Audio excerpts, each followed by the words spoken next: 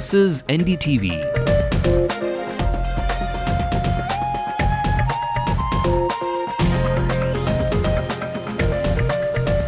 And you're watching NDTV Hindu.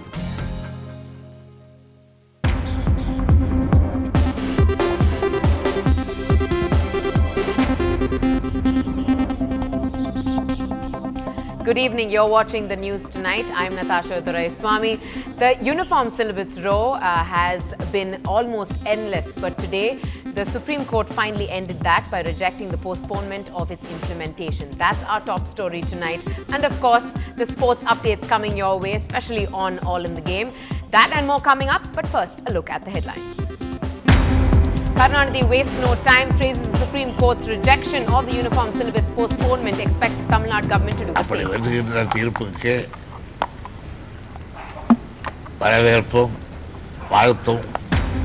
The uniform syllabus implementation not to be postponed, says the Supreme Court. Only relief is extension of books distribution to August 2nd.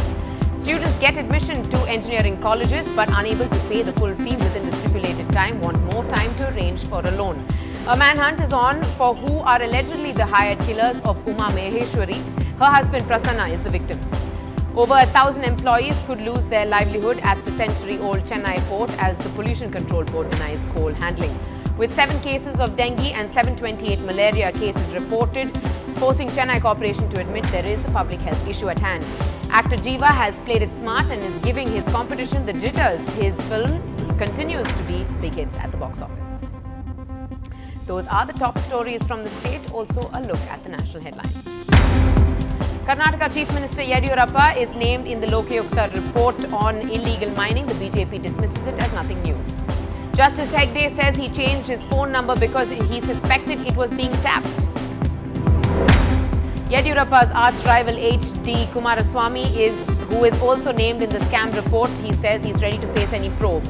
Pro-Telangana protesters, including an MLA, bash up an official at the Andhra Bhavan in Delhi.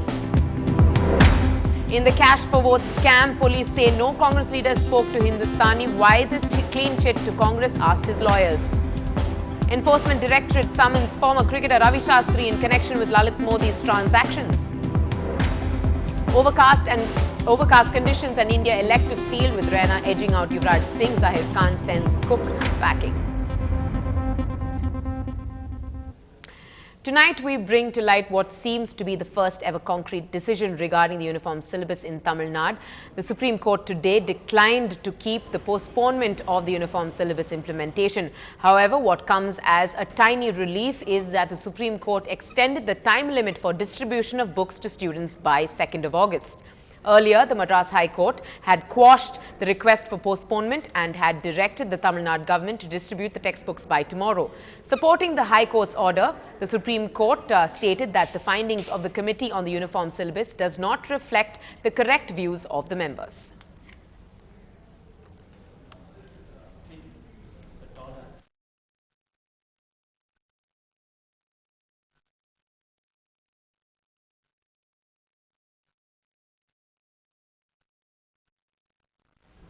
Meanwhile, the DMK chief Karunanidhi welcomed the Supreme Court's move to reject the postponement of the uniform syllabus implementation and said that the Tamil Nadu government should also praise and congratulate the Supreme Court's decision.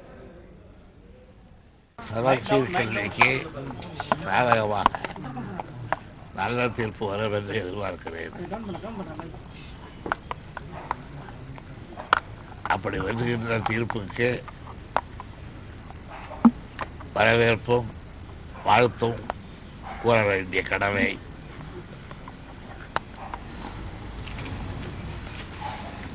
தமிழக அரசுக்கு இருக்கிறது.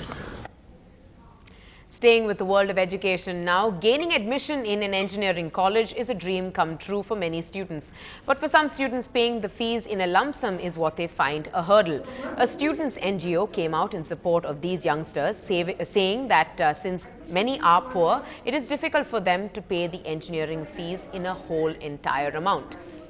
Citing many examples of students, the NGO requested that the government colleges grant at least 6 months of a grace time frame for students to pay their fees and, if possible, in installments, thus primarily to receive bona fide certificates, making it easier for students to apply for an educational loan. Very recently we got applications from nearly 77 students. All the students those have secured more than 1000 mark and they got seat in engineering college. But the problem is within 10 to 20 days they have to pay the full fees amount. Like nearly some 20,000, 52,000 and 80,000 including hostel fees. All the students, maximum of the students, 50% of the students are single parent children and they are from very poor background, and the problem is immediately within this 10 days, since they can't pay the fees, our request is they can't study, they can't go for this higher education. So we are asking the government to give time. And also we are requesting the colleges to give the bona fide certificate so that they can get education loan, they can continue their studies. Well, the Chief Minister Jayalalitha today asked the Sri Lanka's ambassador to India, Mr. Prasad Kariyavasam, to ensure that attacks on Tamil fishermen by Lankan Navy is put to a halt. Now, she also stressed that internally displaced Tamils in Sri Lanka should be settled back in their original land. She also said that this, she also stated this when the Lankan ambassador met her at the Secretariat. Now, the Tamil Nadu Pollution Control Board's rejection of the Chennai Port Trust's request to make improvements in containing pollution may be the beginning of an end for coal handling at the Chennai port. In fact, the port gets 50% of its revenue from coal handling. This move at the 100-year-old port is also likely to affect over 1,000 employees. Peer Mohammed reports. The Chennai port felt a bubble structure would have limited the environmental damage from coal handling. But an unimpressed Tamil Nadu Pollution Control Board is not giving the go-ahead. In fact, the TNPCB has quoted Madras High Court order of May 2011 asking the Chennai port to shift handling of iron ore and coal to Ennore port by October 1st, 2011. In fact, the rejection of the request may signal the end of coal handling at the Chennai port. Because of the few 400 or 300 employees, we cannot allow to suffer the millions of people on the seashore from Triplicane to Rayapuram. Even yesterday I received a call that even to my house completely dusted, black dust is completely coated with my house. All these things they said. Therefore, without questioning the judgment, if they pray time, a time, reasonable time, maybe the Honorable Court may be given to them to shift it. But ultimately they should shift it within a short period. The Chennai port may have to reinvent itself by handling more container cargo. The port has cut coal handling by 10% after the Madras High Court order. A complete halt will cut the earnings and hundreds of employees may lose their jobs. Already a lot of coal handling has been shifted to Krishnapattinam and Karaikal ports located in Andhra and Puducherry. In our India, such things are being handled by all the ports, different ports. But the issue has been arising in the Chennai port alone shows that that much of the poor management in the Chennai port. Its results, it has come. By this, about 600-700 workers, direct workers, and officers will get affected. Those who are engaged in that work, handling of ore and coal. Apart from that, officers and employees of those who are engaged indirectly, like accounts department, traffic department, stores department, also will be getting affected.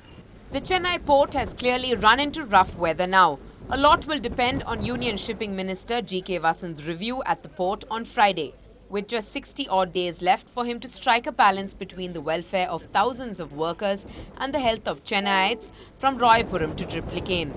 In Chennai with Peer Mohammed, Natasha for NDTV Hindu. On to a story now that's rather shocking but really true. Today, residents of Chennai's busy Vadapalani area woke up to the shocking news of a man being murdered in the most gruesome manner. Within hours, police made an arrest and say that the hit came from his wife. Our crime correspondent Salim brings you this special report.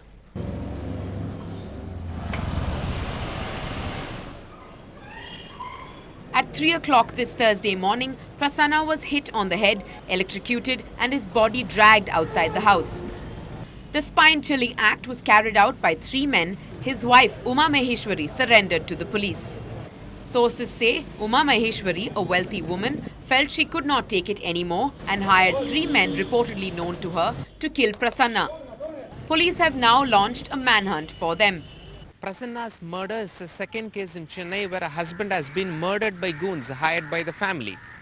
Parthasarathi, a software engineer, was murdered last month allegedly by goons hired by his father-in-law. The police say the irony is that these killers are not professionals but embrace murder because they share an emotional bond with the family. In Chennai, Salim for NDTV Hindu.